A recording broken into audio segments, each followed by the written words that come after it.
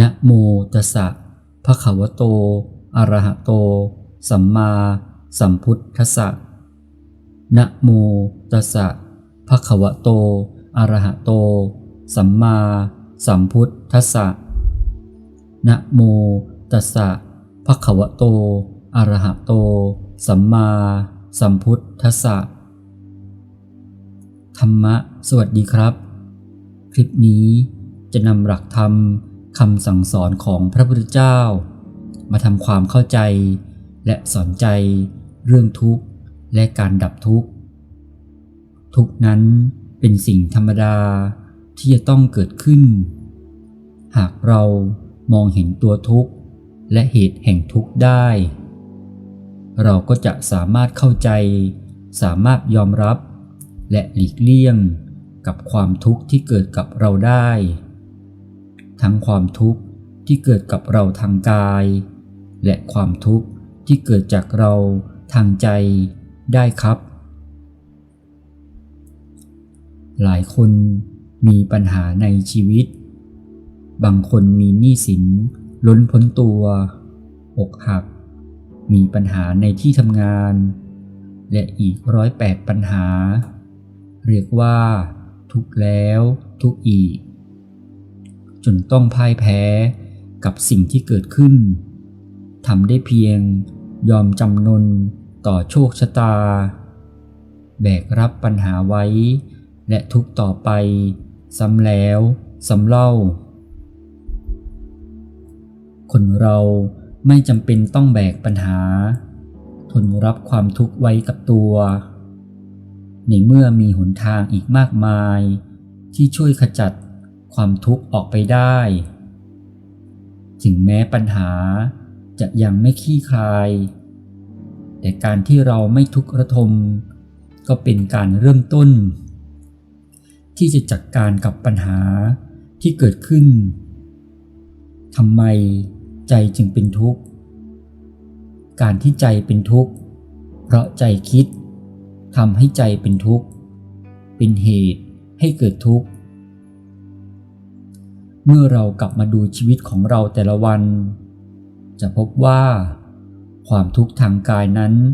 มีไม่มากเช่นเจ็บปวดหิวร้อนหนาวแต่กระนั้นเรายังรู้สึกว่าชีวิตนี้เต็มไปด้วยความทุกข์ที่เป็นเช่นนั้นเพราะเรามีทุกข์ทางใจมากมาย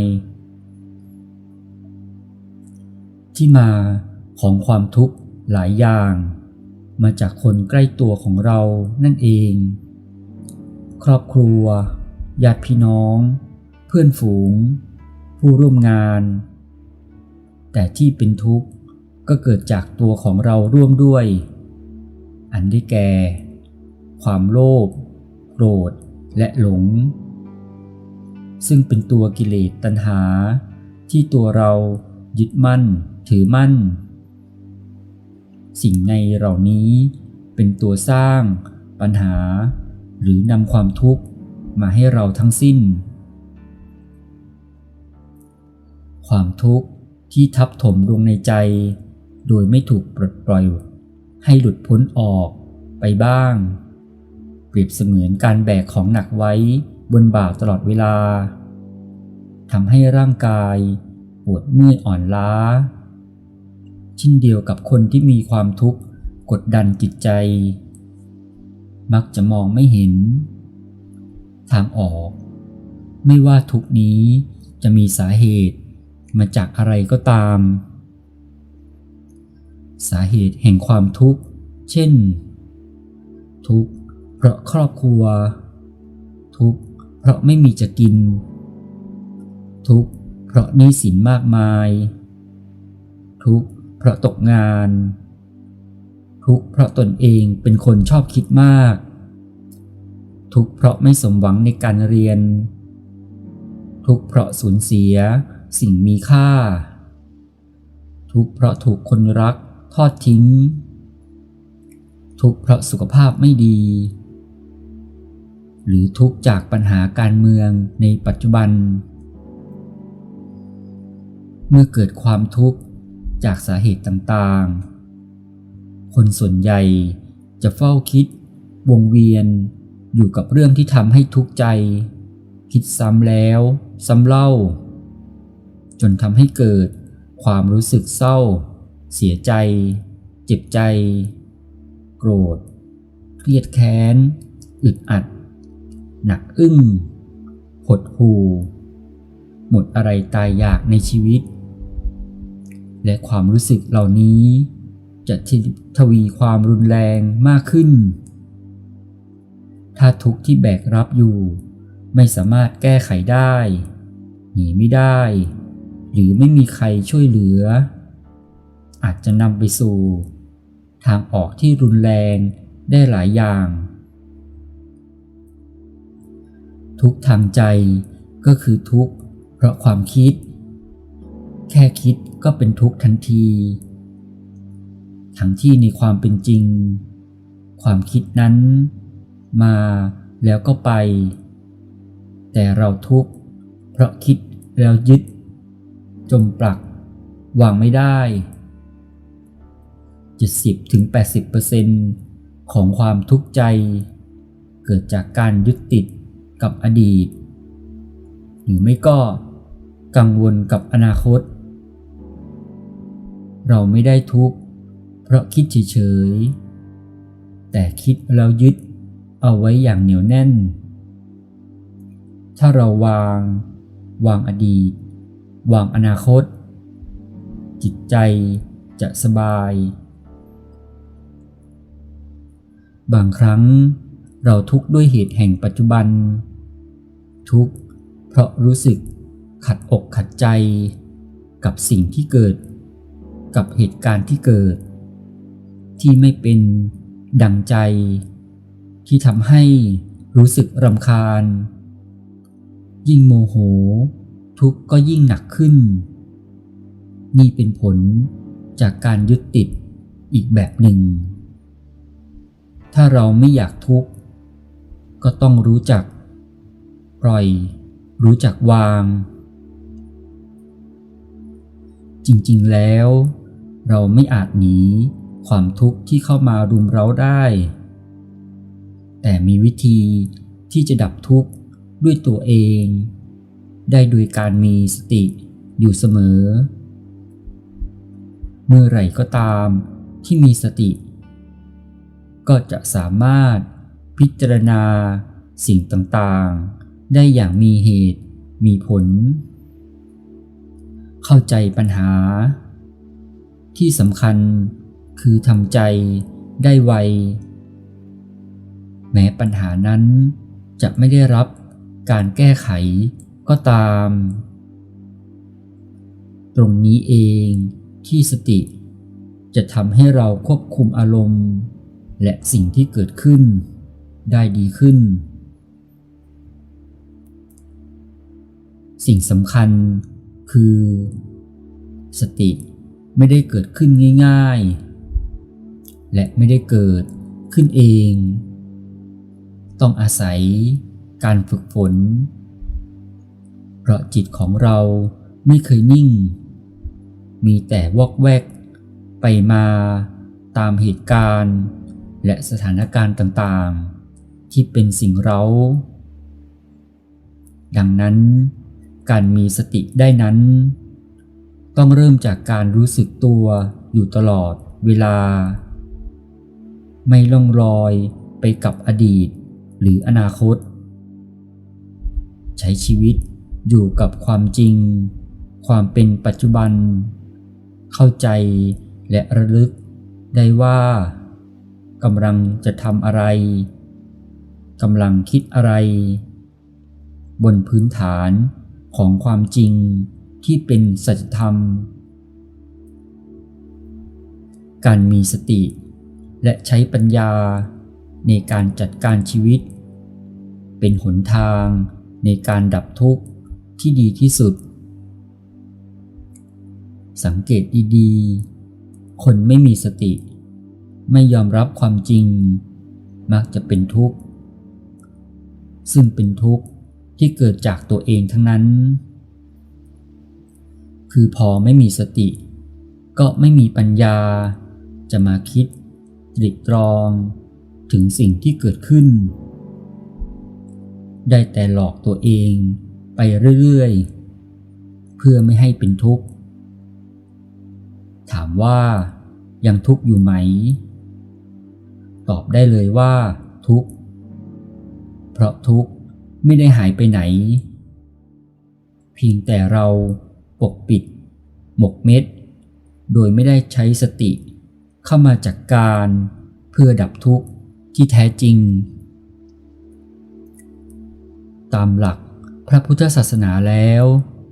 เราควรปล่อยวางทุกข์ไม่ให้ความทุกข์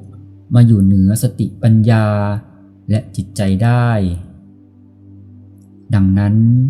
ถ้าอยากจะหนีทุกข์ดับทุกข์ไม่ว่าจะชั่วคราวหรือถาวรก็ตามการปล่อยวางเป็นหนทางที่ดีที่สุดแต่ที่สำคัญกว่านั้นก็คือเราจะปล่อยวางไม่ได้เลยหากไม่มีสติควบคุมความคิดเป็นก็ดับทุกข์ได้ปัญหาของคนเราส่วนใหญ่เกิดจากการควบคุมความคิดไม่ได้เผลอคิดไปโดยไม่รู้ตัวดังนั้นเมื่อมีปัญหาหนักๆและควบคุมความคิดไม่เป็นหยุดความคิดไม่ได้ย่อมเป็นอันตรายต่อตัวเองและคนรอบข้าง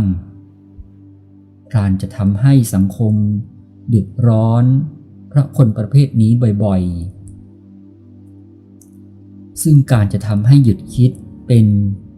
ก็ต้องควบคุมความคิดให้ได้เสียก่อนการหยุดคิดให้เป็นสิ่งที่ต้องฝึกฝนอย่างจริงจัง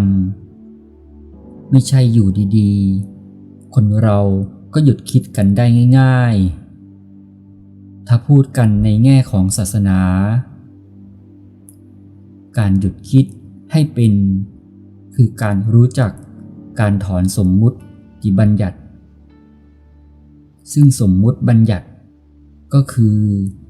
การสมมุติสิ่งต่างๆบนโลกเพื่อให้เข้าใจตรงกันแต่เราดันไปยึดติดกับสิ่งที่สมมุติขึ้นมานี้มากกว่าความจริงที่เที่ยงแท้เสียอีกอย่างที่บอกว่าทุกสิ่งทุกอย่างบนโลกนี้ล้วนเป็นสมมุติบัญญัติทั้งนั้นเช่นหนังสือก็คือสิ่งสมมุติกระดาษที่เอามาเย็บรวมกันเป็นหนังสือก็คือสิ่งสมมุติเยื่อไม้ที่เอามาทำกระดาษก็เป็นสิ่งสมมุติด้วยเหมือนกัน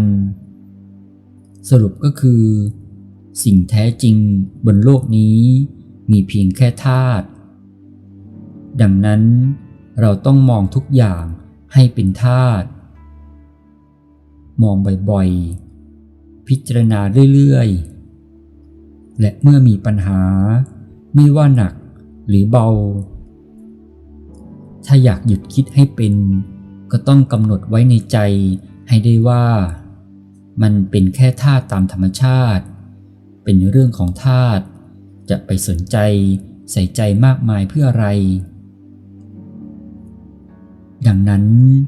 อย่าไปยึดถืออย่าไปจริงจังกับสิ่งนั้นสิ่งนี้ซึ่งเรื่องนี้เป็นสิ่งที่ทุกคนรู้กันอยู่แล้วแต่พอเจอปัญหาเข้าจริงๆกับไม่รู้วิธีที่จะไม่ยึดถือไม่จริงจังกับมันคิดแต่ปัญหาที่ตัวเองเจอยิ่งคิดยิ่งตันยิ่งคิดยิ่งมืดหยุดคิดไม่ได้คิดต่อก็ทุกข์จนทนไม่ไหวเลยขอตายดีกว่านี่คือความจริงอันโหดร้ายที่หลายคนเป็นกันแต่เราป้องกันได้ด้วยคาถาของพระพุทธเจ้าที่ว่า จงมองทุกอย่างด้วยความเป็นธาตุมองเห็นทุกสิ่งเป็นธาตุคราใดก็หยุดคิดเป็นครานั้นหยุดคิดเป็นคราใดก็หยุดทุกข์เป็นครานั้นนี่คือความจริงของธรรมชาติที่ค้นพบได้ด้วยตนเองใครค้นพบได้ก่อนก็ดับทุกข์ได้ก่อนมองใจอย่างเดียวก็ดับทุกข์ได้แล้วไม่ต้องไปแก้ไขไม่ต้องไปทำอะไรทั้งหมดความโกรธเกิดขึ้นข้างในมองดูใจที่กำลังโกรธไม่ใส่เชื้อโกรธโกรธก็จะดับเองอะไรเป็นเชื้อทุกข์ก็คือการดำริถึงคนที่ทำให้ใจทุกข์ครั้งหนึ่งเติมเชื้อทุกข์ลงไปครั้งหนึ่งถ้าเรามานั่งเฝ้าดูใจที่มันกำลังทุกข์เหมือนกับนั่งเฝ้ากองไฟพอนั่งเฝ้าใจดูใจมันก็จะไม่ไปเติมเชื้อไฟไม่ไปคิดถึงคนที่ทำให้เราทุกข์ถามว่าทุกตัวใหม่จะตามมาไหมและทุกข์ที่เกิดขึ้นแล้วจะมอดไหมไม่นานเดี๋ยวก็มอดไหม้เฝ้าใจไว้ถ้าดูใจทันแก้ปัญหาใจได้ใจที่กำลังเป็นทุกข์เห็นใจที่กำลังเป็นทุกข์ไม่ดำริถึงเรื่องที่ทำให้ใจเป็นทุกข์แล้วทุกข์ทางใจก็จะหมดไปมองเห็นใจที่กำลังหงุดหงิดไม่คิดถึงเรื่องที่ทำให้หงุดหงิดเดี๋ยวความหงุดหงิดก็หายไปมองถึงใจที่กำลังน้อยใจเคยไหมน้อยใจแล้วไม่คิดว่าเขาทำอะไรให้เราต้องน้อยใจก็เลยหยุดน้อยใจการเข้าถึงธรรมทำให้ธรรมะมีอานุภาพก็คือการเข้าใจถึงใจของตัวเราซึ่งถือเป็นปัจจุบันธรรมที่ปรากฏใจเกิดขึ้นแต่ละทางความรู้สึกเกิดขึ้นแต่ละความรู้สึกพอมีความรู้สึกเกิดขึ้นแต่ละความรู้สึกมองความรู้สึกจนเห็นความรู้สึกตามความเป็นจริงพระพุทธเจ้าท่านเข้าถึงธรรมท่านเข้าถึงตรงนี้พระอริยสาวกทุกองค์เข้าถึงธรรมก็เข้าถึงตรงนี้หมายความว่าสิ่งใดสิ่งหนึ่งมีการเกิดขึ้นเป็นธรรมดาสิ่งนั้นทั้งหมดล้วนดับไปเป็นธรรมดาเข้าไปสำรวจตรวจดูใจตัวเองบ่อยๆเข้าไปเห็นปัจจุบันธรรมที่ปรากฏเกิดขึ้นกับตัวเราบ่อยๆแล้วเข้าไปเห็นความเป็นจริงของสัจธรรมที่เกิดขึ้นกับตัวเราบ่อยๆจะเกิดการปล่อยวางใจจะว่างใจจะไม่เป็นทุกข์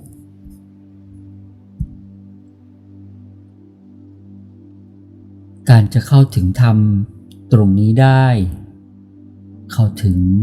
ได้ด้วยใจที่มีสติสัมปชัญญะต้องเจริญสติ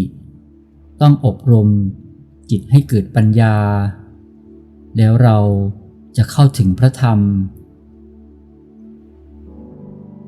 แล้วอานุภาพแห่งธรรมจะรักษาเราจะทำให้ใจเราไม่เป็นทุกข์แนวทางของพระพุทธศาสนาที่สอนให้คนคลายทุกข์ยึดหลักของอริยสัจสี่คือสอนให้คนรู้จักวิเคราะห์ปัญหาหาสาเหตุแล้วให้แก้ที่เหตุ ให้เราคิดเสียว่าทุกอย่างในโลกไม่มีอะไรเที่ยงแท้ย่อมเกิดมีดับอยู่ตลอดไปเมื่อมีความสุขความสุขก็หมดไปได้หรือเมื่อเกิดทุกข์ทุกข์นั้นก็หมดไปได้เช่นกันไม่มีอะไรจีรังยั่งยืนฉะนั้นเมื่อสุขก็อย่าหลงละเลงหรือเมื่อทุกข์ก็ต้องคิดว่าไม่ช้าก็จะหายไปอย่าเอามาเป็นอารมณ์จนเสียสุขภาพกายและจิตเป็นอันขาดอย่ายึดมั่นว่าตัวกูของกูอันที่จริงแล้วไม่มีอะไรเป็นของเราทุกอย่างล้วนแต่สมมุติขึ้นทั้งนั้นให้ฝึกหัดปล่อยวางและพยายามคิดว่าตัวเราแบกของหนักอยู่บนบ่ามันหนักมากก็เอาทิ้งเสียบ้างก็จะเบาลงให้ใช้หลักมัชฌิมาปฏิปทาหรือเดินสายกลางใช้หลักพอดีไม่มากไม่น้อยในทุกเรื่องให้ประพฤติธรรมรักษาศีลมีใจเป็นทานปฏิบัติสมาธิและฝึกปัญญาให้มีสติระลึกได้และสัมปชัญญะรู้ตัวอยู่ทุกขณะเพื่อเป็นเครื่องช่วยเตือนตัวเองไม่ให้นำเรื่องต่างๆมาเป็นอารมณ์ทุกเรื่องไปเริ่มต้นเราต้องเข้าใจความจริงก่อนว่าสิ่งที่เรากำลังประสบอยู่นั้นเป็นของคู่โรคที่ไม่มีใครหลีกเลี่ยงได้พอเข้าใจอย่างนี้แล้วเราจะได้เลิกเพิ่มความเครียดให้กับตัวเองด้วยการเอาแต่พูดว่าทำไมถึงต้องเป็นเราแล้วรู้สึกว่าตัวเองเป็นคนที่โชคร้ายที่สุดในโลกเพราะคิดอย่างนี้แล้วก็จะทำให้ยิ่งกระกุ้มใจพอเราเข้าใจว่าเป็นธรรมดาอย่างนี้เองใครๆก็ต้องเจอกับความทุกข์เหล่านี้ด้วยกันทั้งนั้นเราเจอแบบนี้คนอื่นเจอแบบนั้นความทุกข์มันมีหลากหลายมีรูปแบบแตกต่างกันไปพอคิดได้อย่างนี้เราจะเริ่มทำใจได้ใจจะคลายลงระดับหนึ่งพอใจโปร่งโล่งขึ้นไม่นานใจก็จะมีอานุภาพในการแก้ไขปัญหาได้ดียิ่งขึ้นจากนั้นให้เราหาโอกาสสวดมนต์นั่งสมาธิเครียดเมื่อใดหรือกุ้มใจเมื่อใดก็ให้มีทางออกคือสวดมนต์ทำวัดเช้าวัดเย็นสัก 15-20 นาทีพอใจสบายใจก็จะโปร่งโล่งขึ้นแล้วให้เรานั่งสมาธิต่อไปเมื่อใดก็ตามที่เราได้นั่งสมาธิเอาใจมาตั้งไว้ที่ศูนย์กลางกายพอเอาใจอยู่นิ่งๆตรงนี้เมื่อได้ใจของเราจะคลายตัวไม่ว่าเครียดมากหรือเครียดน้อยก็คลายลงแล้วใจเราก็สบายขึ้นแม้ในเวลาปกติที่เราไม่ได้เจอกับวิกฤตอะไรมากมายแต่มันก็มีความเครียดเกิดขึ้นเหมือนกันเช่นจากหน้าที่การงานที่กดดันเข้ามาบ้างบางเวลาเพราะความเสื่อมลาภนั้นไม่ได้มีแต่ความเสื่อมใหญ่โตแต่ยังมีความเสื่อมเล็กๆน้อยๆที่ผ่านเข้ามาในชีวิตเราทุกๆวันเหตุเพราะ ความเสื่อมนั้นอยู่คู่โลกคนทุกคนล้วนมีความเครียดอยู่ในใจทุกวันแล้วพอเจอปัญหาต่างๆหนักเข้ามันก็เกิดความเครียดหนักๆขึ้นมาถ้าเราสวดมนต์นั่งสมาธิอย่างสม่ำเสมอเอาใจมาจรดที่ศูนย์กลางกายก็จะคลายตัวโปร่งโล่งสบายแม้บางคนที่มีความเครียดไม่มากจนบางทีอาจยังไม่รู้สึกตัวเองว่าเครียดด้วยซ้ำไปแต่พอเขาได้เอาใจมาจรดที่ศูนย์กลางกายโดยทำจนชำนาญเพียง 5-10 นาทีจนใจเริ่มคลายตัวก็จะสัมผัสได้เลยว่าเมื่อสักครู่ใจของเรามันกระด้างเขม็งเกลียวแต่พอใจจรดนิ่งที่ศูนย์กลางกายมันเกิดการคลายใจแล้วเบาสบายจนรู้สึกว่าใจเรานุ่มนวลเพราะความเครียดหายไปจากนั้นสิ่งที่มาแทนที่คือความสุขกำลังใจทำให้เราปฏิบัติหน้าที่การงานได้ดีสามารถใช้สติปัญญาในการแก้ไขปัญหาได้อย่างเต็มที่ถ้าใจเครียดเกร็งพอเราจะทำอะไรก็ไม่ได้ผลดีเท่าที่ควรแต่ถ้าใจโปร่งสบายใจจะมีอานุภาพบุญก็หล่อเลี้ยงสติปัญญาเกิดจนสามารถคลี่คลายปัญหาทุกอย่างได้ดีพอปัญหาทุกอย่างคลี่คลายกลายเป็นวงจรบวกทำให้แรงกดดันลดลงใจเราก็ยิ่งโปร่งสบายมากขึ้นบุญหล่อเลี้ยงมากขึ้นสามารถใช้สติปัญญาได้อย่างเต็มที่มากขึ้นแล้วทุกอย่างจะดีขึ้นตามลำดับเพราะฉะนั้นเราชาวพุทธทุกคนถือว่ามีบุญมากโชคดีมากที่เรามียาวิเศษอยู่กับตัวคือการปฏิบัติธรรมที่พระสัมมาสัมพุทธเจ้าตรัสสอนเราไว้เมื่อความทุกข์หรือความไม่พอใจเกิดขึ้นวิธีป้องกันไม่ให้มันลุกลามหรือหมักหมมจนกลายเป็นอารมณ์เรื้อรังที่เป็นพิษต่อชีวิตของเราก็คือการไม่เก็บเอามาคิดย้ำซ้ำทวนหรือหวนกลับไปนึกถึงบ่อยๆจนถอนไม่ได้ยิ่งคิดก็ยิ่งถลำลึกในอารมณ์และทำให้อารมณ์มีพลังดึงดูดจนหลุดออกมาได้ยากยิ่งขึ้นเรื่อยๆเหตุการณ์ที่ทำให้เราไม่พอใจนั้นส่วนใหญ่เป็นเรื่องราวในอดีตที่ไม่อาจแก้ไขหรือเปลี่ยนแปลงได้การครุ่นคิดถึงมันเพียงเพราะใจอยากคิดนั้นย่อมไม่มีประโยชน์อะไรกลับจะเป็นโทษด้วยซ้ำเว้นเสียแต่ว่าต้องการทบทวนเพื่อสรุปหาบทเรียนหรือทำความเข้าใจกับมันให้ถ่องแท้แม้กระนั้นก็ต้องระวังไม่ให้ตกลงหลุมอารมณ์โดยไม่รู้ตัวพูดง่ายๆคือต้องรู้จักปล่อยวางเชื่อหรือไม่ว่าตัวการสำคัญที่ทำให้คนเราทุกข์อย่างยิ่งนั้น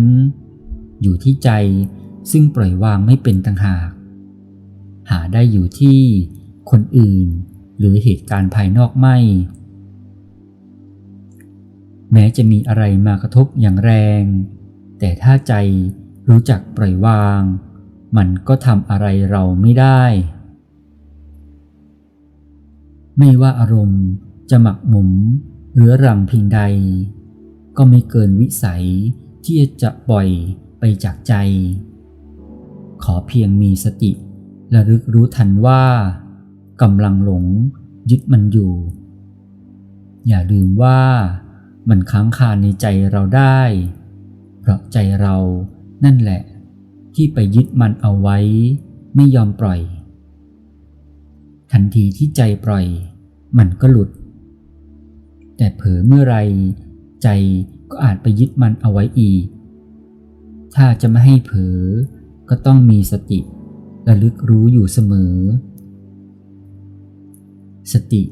จึงมีความสำคัญอย่างมากในการปลดเปลื้องอารมณ์เหล่านี้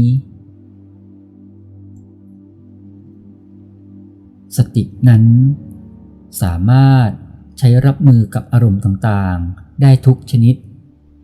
โดยเพียงแต่รู้เฉยๆว่ามีอารมณ์นี้เกิดขึ้นใจก็ปล่อยมันหลุดไปเองโดยไม่จำเป็นต้องไปขับไสไล่ส่งมันเลยบางคนคิดว่าจะต้องเข้าไปเล่นงานมันเช่นกดมันเอาไว้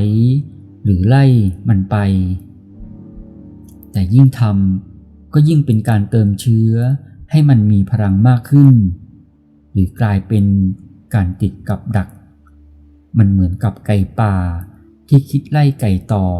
ที่นายพรานเอามาล่อไว้แต่สุดท้ายก็ติดกับดักของนายพรานเบี่ยงความสนใจไปยังสิ่งอื่นการย้ายความสนใจไปยังสิ่งอื่นก็เป็นอีกวิธีหนึ่งที่ช่วยให้ใจไม่ไปหมกมุ่นกับความทุกข์หรือตกหลุมอารมณ์อกุศลทั้งหลายเช่นเวลาโกรธใครขึ้นมาลองดึงจิต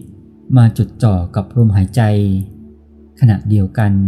ก็หายใจเข้าลึกๆหายใจออกยาวๆและนับทุกครั้งที่หายใจออกเริ่มจาก1ไปจนถึง10ถ้าลืมก็นับ1ใหม่แม้ความโกรธจะไม่หายทันทีแต่ก็จะทุเลาหรือร้อนรุ่มน้อยลงเพราะมันสะดุดขาดตอนแม้จะเป็นช่วงสั้นๆก็ตามการนึกถึงความทุกข์ของผู้อื่นก็ช่วยบรรเทาความทุกข์ของเราด้วยเช่นกันโดยเฉพาะเมื่อนึกถึงคนที่ลำบากกว่าเราพระผู้มีพระภาคเจ้าสอนให้ปล่อยให้วางทั้งข้างหน้าข้างหลังและท่ามกลางมิให้ติดอยู่ในอารมณ์อันเป็นอดีตอนาคตและปัจจุบันอารมณ์ที่พอใจหรือไม่พอใจอันใดเกิดขึ้นจงปล่อยจงวางให้เป็นกองไว้ณที่นั้นอย่านำมาเก็บไว้แบกไว้เขาด่าว่าเราบนบก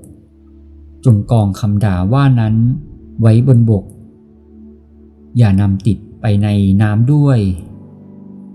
เขาด่าว่าเราในน้ำจงกองคำด่า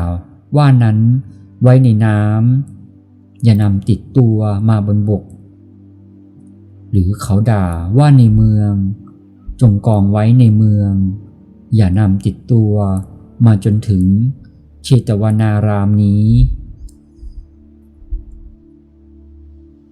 ท่านตอบชัดเจนมากเราน่าจะเอาไปใช้ได้คือเมื่อถูกใครด่าก็วางคำด่าตรงนั้นไม่ต้องแบกกลับบ้านคำสอนนี้เป็นรูปธรรมมากไม่ยากจนเกินไปการปล่อยวางสำคัญเพราะในชีวิตเรามีสิ่งรบกวนเยอะทำให้จิตใจเราวอกแวกเมื่อใจเราปักอยู่กับมันทำให้เราทุกข์ไม่มีสมาธิในการทำงานแม้เสียงนั้นจะเบาแต่ถ้าใจเราปักอยู่กับมันเสียงนั้นก็จะมีอิทธิพลมากจนทำให้เราฟังเรื่องอื่นไม่รู้เรื่อง การยึดติดในตัวกูของกูเป็นพื้นฐานของความทุกข์ทั้งปวงอะไรที่ไม่ได้ดั่งใจอะไรที่รำคาญก็ไปรู้สึกหงุดหงิดรู้สึกโกรธความโกรธมันก็คือตัวทุกข์นี่เองเมื่อทำงานได้รับคำตำหนิก็ไม่พอใจคิดไปในทางลบคิดว่าโดนดูถูกดูแคลนอันนี้เรียกว่าทุกข์เพราะยึดติดในตัวกูของกูซึ่งเป็นสิ่งที่ถูกปรุงแต่งขึ้นมาชีวิตของเราแท้จริงมีแต่กายกับใจไม่มีตัวกูไม่มีของกูเมื่ออะไรก็ตามมากระทบตาหูจมูกลิ้นกายใจหากเกิดทุกขเวทนาก็จะเกิดความรู้สึกว่าทุกข์ปวดโกรธเศร้านี่คือรากเหง้าของความทุกข์ทั้งปวงถ้ามีสติเพียงพอจะระลึกเห็นได้ว่าหากปวดแต่ไม่มีผู้ปวดหากโกรธแต่ไม่มีผู้โกรธมีแต่ความโกรธความปวดเฉยๆคนที่มองเห็นความเครียดนั้นก็จะทุกข์น้อยกว่า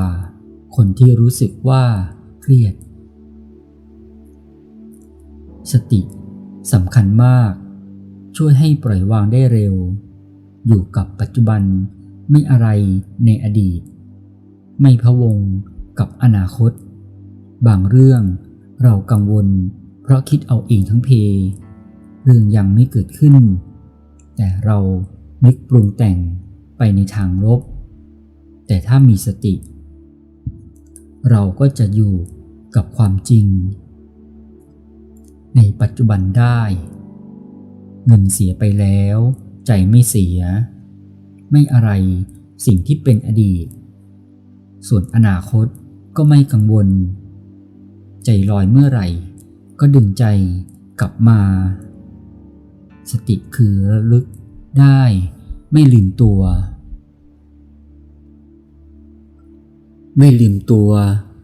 คือไม่ลืมที่จะพาใจมาอยู่กับปัจจุบันไม่ปล่อยให้ใจจมอยู่กับอดีตหรือพะวงกับอนาคตเมื่อใจลอยนึกถึงงานพรุ่งนี้นึกถึงหนี้สินที่จะต้องจ่ายก็จะรู้สึกหนักอกหนักใจขึ้นมาทันทีแต่เมื่อระลึกได้ว่ากำลังฟังคำบรรยายอยู่ตรงนี้สติก็จะดึงใจกลับมาฟังธรรมบรรยายเรื่องอื่นๆก็วางไว้ก่อนทำใจให้ปกติสติช่วยให้ปล่อยวางได้ปล่อยวางความคิดปล่อยอารมณ์ที่ทำให้ทุกข์สติมีอานิสงส์มากไม่เพียงช่วยให้รู้ทันความคิดรู้ทันอารมณ์แต่ยังช่วยให้ปล่อยวางได้นอกจากสติแล้วสมาธิก็ช่วยให้ปล่อยวางได้เช่นกันสมาธิในที่นี้หมายถึงการเปลี่ยนความสนใจของจิตเพื่อจดจ่อสิ่งที่ทำให้ใจสงบเช่นเมื่อมีเสียงรบกวนใจก็ดึงจิตให้หันมาจดจ่อกับลมหายใจช่วยให้ใจสงบขึ้นถ้าเรารู้จักมีสมาธิกับสิ่งที่อยู่กับตัวแล้วเช่นลมหายใจหรืออิริยาบถเราจะมีสมาธิได้ทั้งวันเวลาเครียดหรือโมโหเราก็หันมาจดจ่อลมหายใจใจจะผ่อนคลายสบายขึ้นปัญญามีหลายระดับ ปัญญาขั้นสูงคือการเห็นอย่างแจ่มชัดว่าตัวตนไม่มีอยู่จริงตัวตนเป็นสิ่งที่ใจปรุงแต่งขึ้นมาเมื่อคนด่าหูได้ยินแต่ไม่ปรุงตัวกูมารับคำด่าเหล่านั้นจนรู้สึกว่าเขาด่ากูเมื่อโกรธเห็นความโกรธแต่ไม่มีตัวกูไปรับความโกรธความทุกข์ก็ไม่อาจรบกวนจิตใจได้เราจะเห็นว่าการปล่อยวางทำได้หลายวิธีเช่นสติสมาธิปัญญาและไม่ใช่เอามาใช้ในยามที่มีปัญหาหรือตกอยู่ในสถานการณ์ตั้งรับเท่านั้นไม่ใช่ปล่อยวางเมื่อของหายสูญเสียแต่เรายังสามารถปล่อยวางในสถานการณ์ที่เราเป็นฝ่ายรุกก็ได้เช่นทำงานด้วยใจปล่อยวางอดีตและอนาคตรวมทั้งปล่อยวางผลงานเมื่อทำงานใจก็อยู่กับงานทำความเพียรให้เต็มที่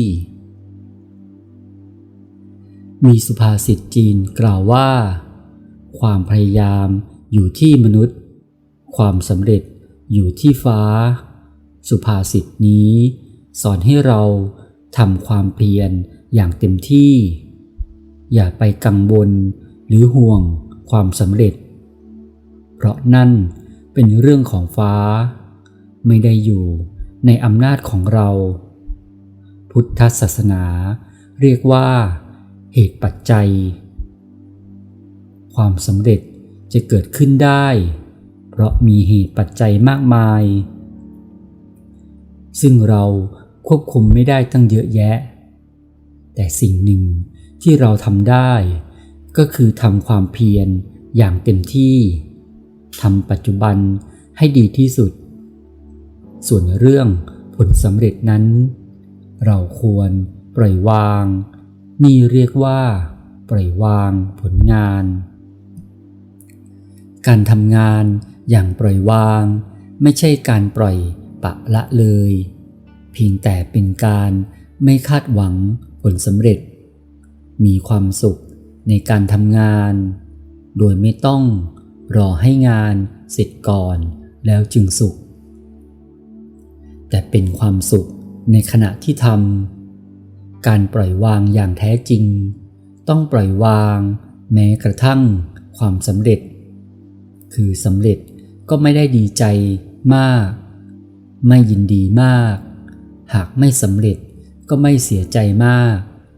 ดีก็ไม่เป็นไรไม่ดีก็ไม่เป็นไรในขั้นแรกพุทธศาสนาจะสอนให้ฟังหรืออ่านมาก่อนแล้วนำมาคิดพิจารณาด้วยเหตุด้วยผลให้เกิดความเข้าใจอย่างแจ่มแจ้งแล้วจึง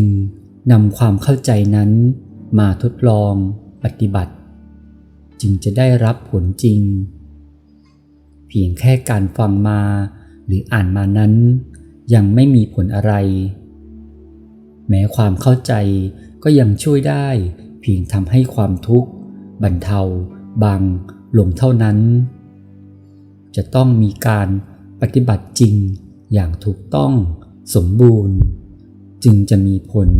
เป็นความดับลงของทุกข์จริงการที่จะรู้จักพุทธศาสนาได้อย่างถูกต้องไม่ใช่เพียงแค่การฟังมาหรืออ่านมาเท่านั้นเพราะอาจจะได้รับคำสอนที่ผิดมาได้จะต้องถึงขั้นมีความเข้าใจอย่างแจ่มแจ้งจึงจะเรียกได้ว่า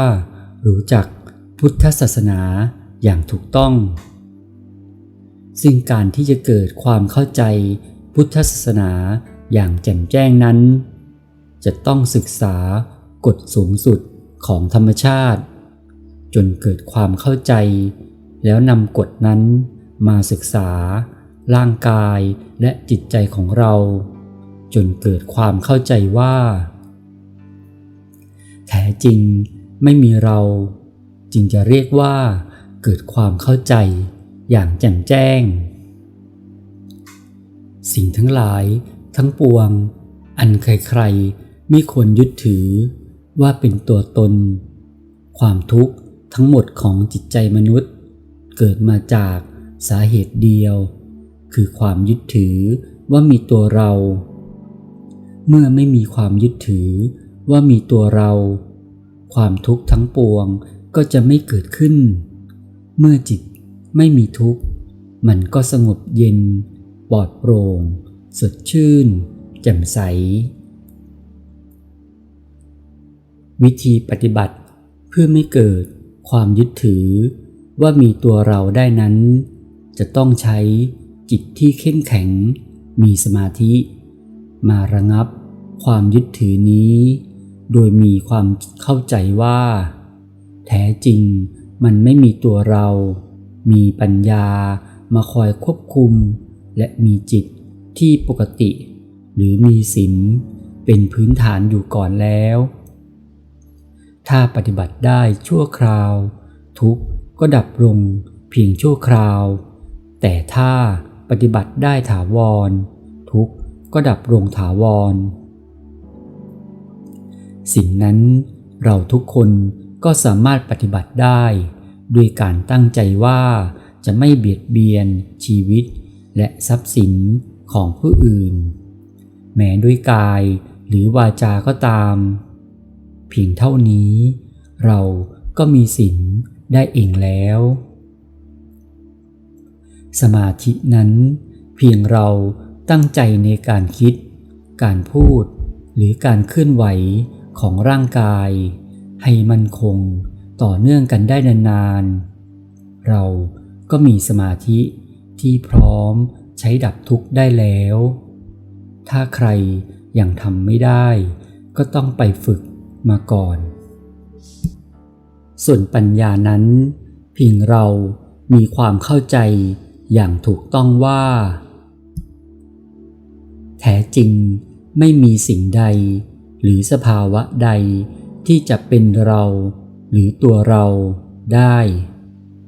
เพียงเท่านี้เราก็มีปัญญาที่แท้จริง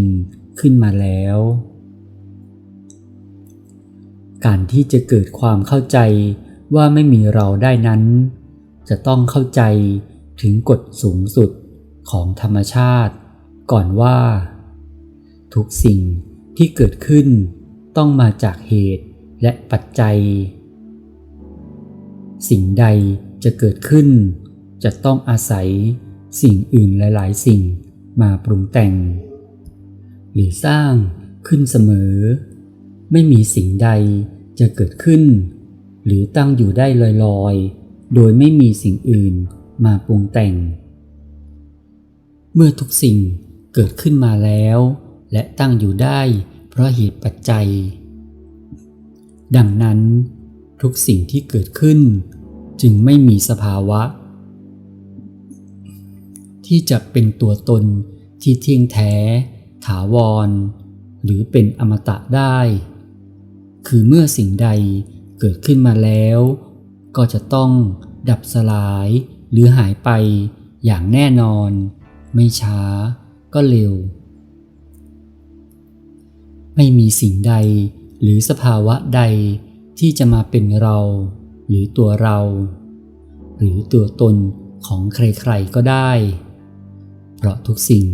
มันเป็นไปตามเหตุตามปัจจัยของมันเมื่อทุกสิ่งเป็นไปตามเหตุตามปัจจัยของมันดังนั้น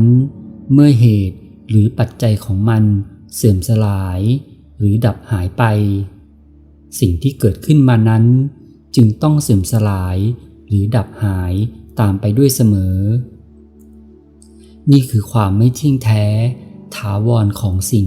ที่เกิดขึ้นมาทั้งปวงเมื่อไม่มีความยึดถือว่ามีตัวเรา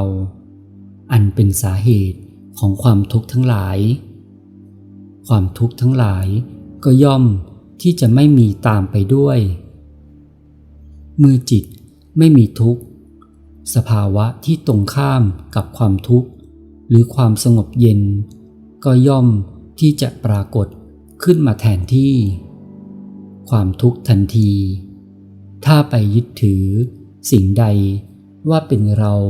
หรือของเราจิตก็เป็นทุกข์แต่ถ้ามีปัญญาแล้วไม่ไปยึดถือสิ่งใดๆว่าเป็นเราหรือของเราจิตก็ไม่เป็นทุกข์เมื่อยึดมั่นในสิ่งใดก็เป็นทุกข์เพราะสิ่งนั้นฉะนั้นพระพุทธเจ้าได้ตรัสไว้ว่าสัพเพ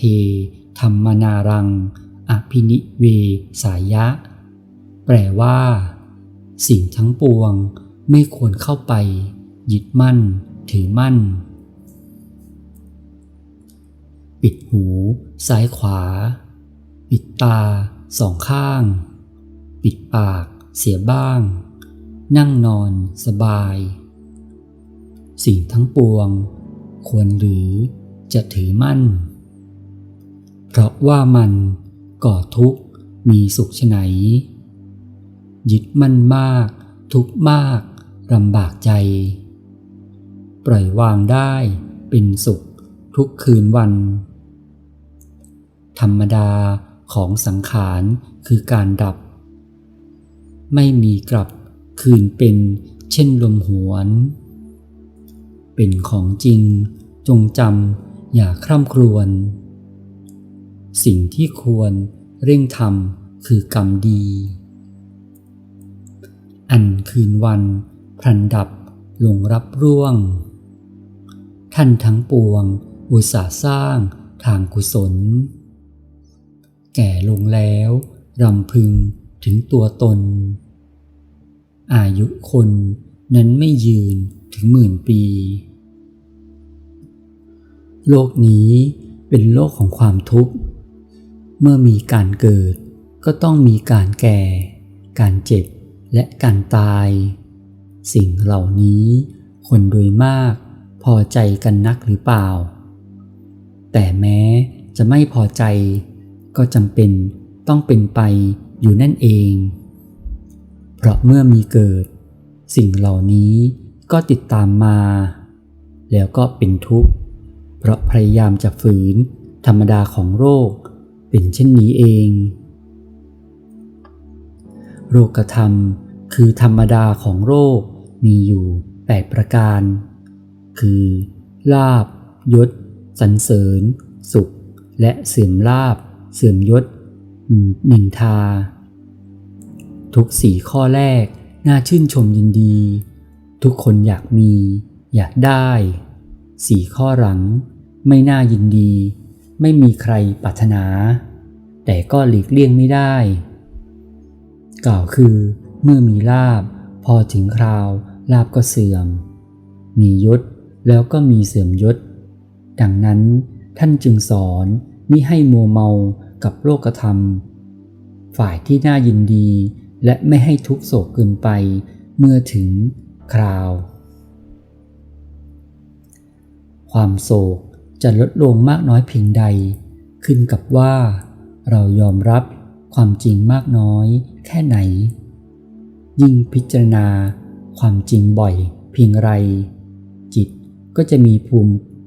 คุ้มกันต่อความโศกมากขึ้นเพียงนั้นดังนั้นผู้ที่ยอมรับความจริงจึงจะทุกข์โศกน้อยลงหรือไม่ทุกข์โศกเลยเมื่อเผชิญกับเรื่องที่น่าทุกข์โศกในเมื่อเกิดมาแล้วต้องพบปัญหาและความทุกข์ด้วยกันทุกคนเราจึงน่าจะคิดสู้ชีวิตสู้กับปัญหากันดีกว่าอย่าเอาแต่ท้อถอยหรือรอให้คนอื่นมาช่วยตลอดเวลาพยายามทำจิตใจให้เข้มแข็งอดทนใช้ความคิดให้มากอย่าเอาแต่ใช้อารมณ์อย่าไปกลัวปัญหาเพราะปัญหาทุกปัญหาล้วนมีทางออกทั้งสิ้น ตั้งสติให้ดีคิดเสียว่าปัญหาและอุปสรรคทำให้ชีวิตมีรสชาติขึ้นเพียงเท่านี้เราก็จะสามารถสนุกกับการสู้ชีวิตได้เมื่อเราเจออุปสรรคปัญหาก็อย่ามัวเครียดแต่ให้รู้ว่าสิ่งเหล่านั้นคือของคู่โลกที่ใครๆก็ต้องเจอแล้วใช้